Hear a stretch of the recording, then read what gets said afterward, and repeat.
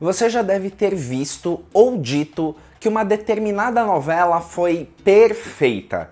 Eu tenho dúvida se, em se tratando de telenovela, existe de fato uma perfeição. Afinal de contas, novela não é um filme e é difícil uma história de 100, 150 capítulos apresentar a mesma qualidade em todos eles.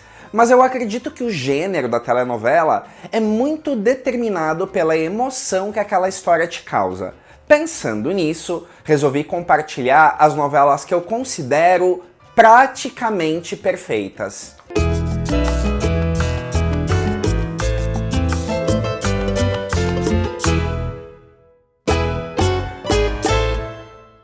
Olá, meu nome é Thiago Fernandes e esse é o Almanac Latino, o canal onde novela mexicana é levada a sério. Eu nem soltei a minha lista, mas já tô ansioso para saber quais novelas são praticamente perfeitas para você. Então deixe seu like, seu comentário e a sua inscrição no nosso canal. Quando você clica no sininho, o YouTube te notifica cada vez que a gente publica um novo conteúdo. Assim, a paixão pelas novelas mexicanas alcança mais e mais pessoas. Tem novelas que são praticamente irretocáveis. Tem aquelas que talvez nem são tão boas, mas você guarda ela num lugar no coração porque te lembra alguma época, ou que você comentava com alguém querido, e algumas que você vê e revê e nunca cansa. Eu nunca tive muito lance de ter um ranking de top 10 das novelas que eu mais gosto, até porque já são muitos anos vendo novela e cada uma reflete um recorte de uma determinada época.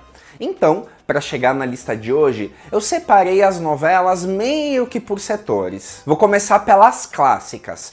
Falando um pouco de novela brasileira, eu nasci em 1985 e cresci ouvindo o quanto a novela Vale Tudo era incrível, que era perfeita. Eis que um dia antes de existir Vivo ou Globoplay, eu tive a oportunidade de ver Vale Tudo na íntegra. E não é que era perfeita mesmo? Eu acredito que muitos teriam a mesma impressão se tivessem a oportunidade de conhecer a famosa Cuna de Lobos, que aqui no Brasil foi batizada como Ambição. A novela é uma produção de Carlos Telles, de 1986, e que chegou no Brasil em 1991. A história foi imortalizada pela grande vilã Catarina Krill, interpretada pela maravilhosa Maria Rubio. Mas a novela é tudo isso? É. E a vilã é tudo isso ou é só lenda? Ela é tudo isso também. E com um detalhe, foi uma novela bastante famosa e popular e que não trazia os elementos das novelas mexicanas que eram populares naquele momento. Não é uma grande história de amor, é um thriller policial com muitas influências cinematográficas. Mas eu decidi que a graça do programa de hoje é identificar por que elas são praticamente perfeitas e não perfeitas totalmente. Eu acredito que no caso de Ambição, o início da novela é um pouco lento, onde você ainda está tateando quais são as motivações dos personagens. Quem já assistiu a novela vai concordar comigo que depois que a personagem da Diana Bracho descobre o engano no qual ela caiu, a novela fica algo completamente viciante. E aí então você identifica claramente por que ela virou antológica. Fui buscar na trilogia das Marias a minha favorita, e é Maria do Bairro, de 1995, produção de Angeline Esma, onde a Thalia atuou ao lado do Fernando Colunga. A agilidade e o carisma dos personagens fazem essa novela uma missão obrigatória para qualquer noveleiro raiz. Tem muito exagero, muito barraco, mas a novela te prende completamente. E essa aqui é bem fácil identificar o ponto baixo da novela. É aquela etapa onde a Maria descobre que o Nandinho é o filho dela, mas está educando o rapaz. E isso que eu gosto muito das interpretações da Ana Patrícia Rojo e da Ludvika Paleta nessa etapa da história. Mas a novela toma um novo fôlego, imperdível, diga-se de passagem, com a absurda volta da Soraya do mundo dos mortos. Os fãs da Thalia que me perdoem, mas a Itati Cantoral rouba completamente a novela para si. Nota-se que o escritor Carlos Romero investiu fortemente na histeria da grande vilã da história e no seu arsenal de truques para se vingar da família de la Vega. Óbvio que tem gente que considera exagerada a vilã, mas eu fui dos que comprou que quanto mais ela gritava, mais eu amava a novela. Na outra semana, no programa do ranking das histórias mais reprisadas pelo SBT, falei que A Usurpadora chegou a causar um certo ranço no público, de tanto que repetia, e acabava fazendo sucesso de novo. Eu não sei se você concorda, mas esse clássico de 1998, protagonizado por Gabriela Spanik e Fernando Colunga, tem uma vibe meio encantadora de serpentes. Você começa a ver e fica meio hipnotizado. E não é mentira, eu guardo o meu acervo de novelas num HD gigante. E às vezes vou ali botar um pouquinho da Usurpadora e de repente me pego assistindo um capítulo inteiro. Eu acho que a gente está tão acostumado com a rotina da família Bracho que consegue ver essa novela mil e mil vezes.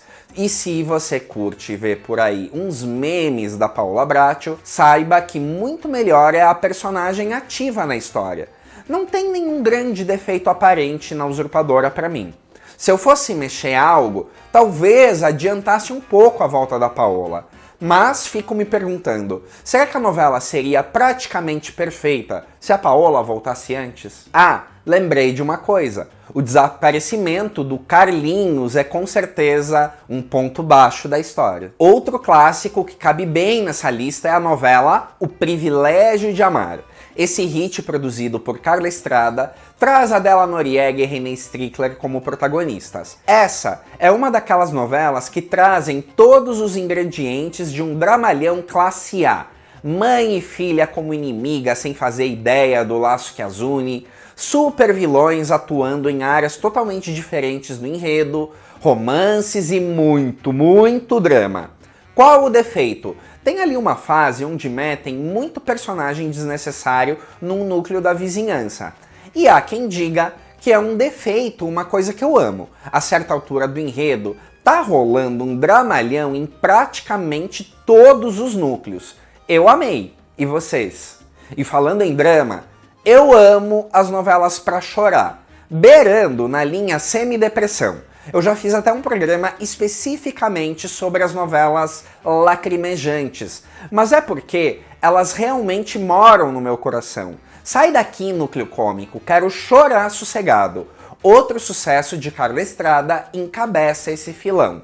Me refiro ao drama rural Manancial, protagonizada também por Adéla Noriega e Maurício Islas em 2001. Famílias rivais, todos os truques folhetinescos possíveis, usados sob uma direção maravilhosa. O Manancial foi de lágrimas, de tanto que a rainha Adéla Noriega chorou nessa novela. Defeitos? Se teve, não lembro. Dizem que a história é chupinhada demais de canavial de paixões. Mas se eu fosse apontar um defeito da novela, diria que era o tema do Luiz Miguel, Amor, Amor, Amor. Alegre demais pro que foi a novela. Um ano depois, outra que eu amo, A Outra, com Jadira Carrillo e Juan Soler, sob a produção do senhor telenovela Ernesto Alonso. A protagonista dessa novela é uma das mais sofredoras de todos os tempos. Existe até um clima meio de terror em cima dela, com uma mãe castradora que a leva quase pro abismo. E quando você acha alguém que chore tão bem quanto a Adéla Noriega, no caso a diva Jadira Carrillo, é para se valorizar. Na minha opinião, a carpintaria do enredo é tão irretocável que quase disfarça um pequeno problema da novela, que é o excesso de personagens. Mas como eu disse, uma das bases da sinopse é o tanto de desencontros entre os protagonistas Carlota e Álvaro. Então, de certa maneira, esse tanto de personagem tem uma certa razão de ser. E mais recentemente, na linha das novelas tristes, surgiu Cair em Tentação, produção de Gisele Gonzalez, que traz Silvia Navarro e Gabriel Soto entre os personagens principais. O lance da novela estar estruturada em duas linhas do tempo traz um desafio a mais para o telespectador. Tanto que a novela foi uma unanimidade entre os críticos, mas não entre o público. E sabe aquilo que eu citei de falta de humor?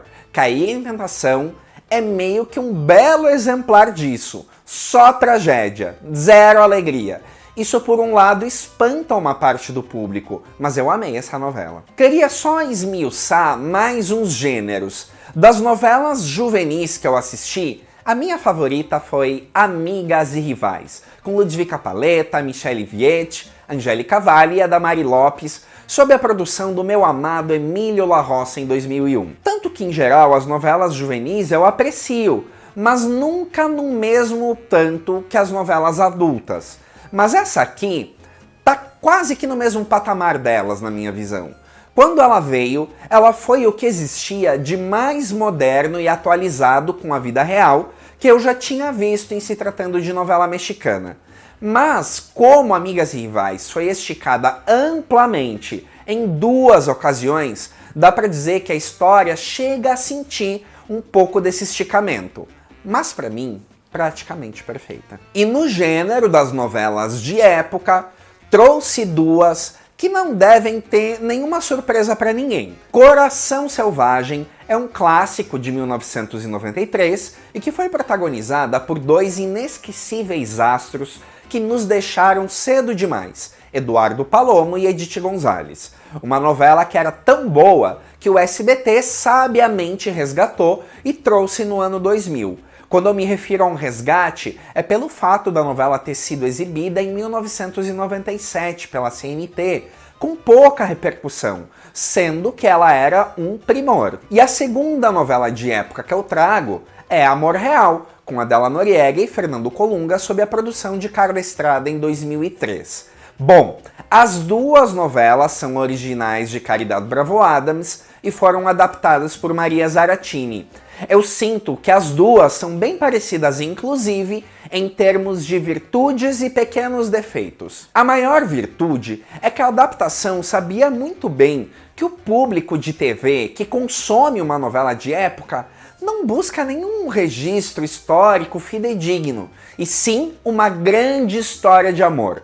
O público quer romantismo, um romantismo ainda maior e mais arrebatador que as novelas contemporâneas. As 2 entregam isso muito bem. Agora o defeito, e ele diz bem respeito ao texto dessas histórias, é que num certo momento das novelas chega a pesar demais um núcleo de gente conspirando contra o herói da história. Tá ali, incomoda, mas não tanto. Os valores das 2 pesam muito mais. E após anos, sem ser totalmente arrebatado por uma novela, eis que finalmente surgiu uma outra digna de estar nessa lista.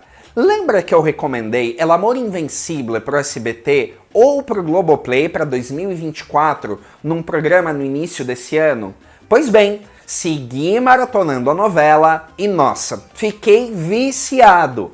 A novela foi protagonizada por Angelique Boyer, Daniel Albittar e Danilo Carreira em 2023, sob a produção de um Juan Osório sofisticado como eu nunca vi. Grandes histórias de amor, de vingança, de falsa identidade, enfim, inúmeros elementos de sucesso do gênero numa novela totalmente atualizada com os dias de hoje.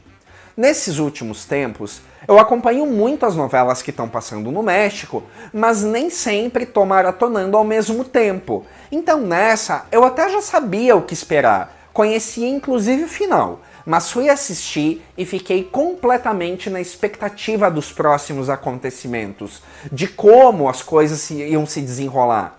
E isso é um excelente sinal. Claro, essa eu tô colocando na lista com mais prudência, porque às vezes o gênero pede um certo tempo de distância pra gente bater o martelo se aquilo vai ser um clássico ou não.